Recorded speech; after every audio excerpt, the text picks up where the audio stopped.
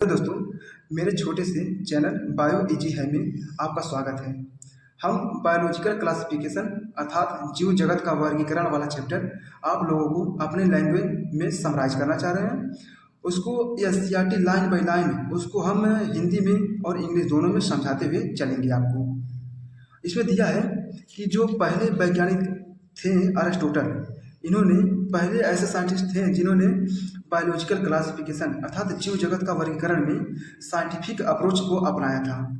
Scientific अर्थात वैज्ञानिक approach को इन्होंने अपनाया था जीवों को या पेड़ पौधों को अलग करने के लिए। और इन्होंने मॉर्फोलॉजिकल कैरेक्टर अर्थात आकार की गुण को लिया था और एनिमल्स में भी वही किया था, जानवरों में वही किया था। पेड़ पौधों में इन्होंने आकार के गुण लिया था। इनको तीन वर्गों में बांटा था, हर्ब, सर्ब, ट्री। हर्ब मतलब होता है जो छोटे छोटे घास फूस होते हैं, उसे हर्ब कहा गया। और सर्ब मतलब होता है जो झाड़ियाँ होती हैं, झाड़ी उड़ी वगैरह होती हैं, उसको सर्ब कहा गया। और फिर ट्री मतलब पेड़ पौधे होते हैं। और एनिमल को भी इन्होंने वर्गीकृत किया था एनीमा और इनेमा में। एनीमा वो होता है जिसमें आरबीसी एब्सेंट होते हैं। आरबीसी मतलब होता है लाल रक्त कणिका, रेड ब्लड कार्पोसेल्स। और इनेमा जो होता है जिनमें आरबीसी प्रेजेंट होते हैं। दो जगत किंगडम को इन्होंने दिया था। टू किंगडम क्लासिफिकेशन को कैरोलस लिनियस ने दिया था। द्विजगत वर्गीकरण को इन्होंने दिया था। दो जगत वर्गीकरण को कैरोलस लिनियस ने दिया था। इन्होंने इसको वर्गीकृत किया प्लांट और एनिमेलिया के आधार पर। प्लांट में आया प्लांटी में आया प्लांट आ गए, और एनिमेलिया में आ गए जानवर आ गए। और फिर इन्होंने कुछ अप्रोच अपनाया था जिसको इन्होंने क्लासिफाई नहीं कर पाया था।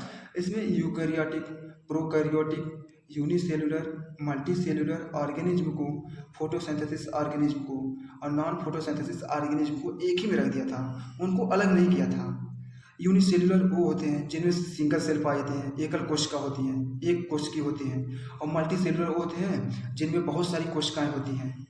फोटोसिंथेटिक वो होते हैं जो प्रकाश संश्लेषण करते हैं, जैसे ग्रीन एल्गी, हरे शैवाल।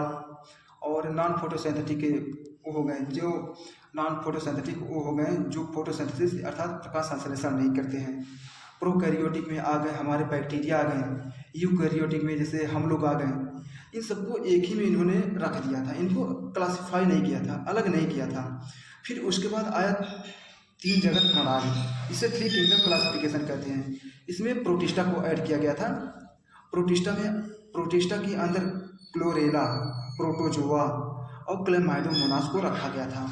फिर उसके बाद धीरे धीरे आया फोर्थ किंगडम क्लासिफिकेशन आया। फोर्थ किंगडम क्लासिफिकेशन को में मोनेरा को ऐड किया गया, मोनेरा किंगडम को ऐड किया गया।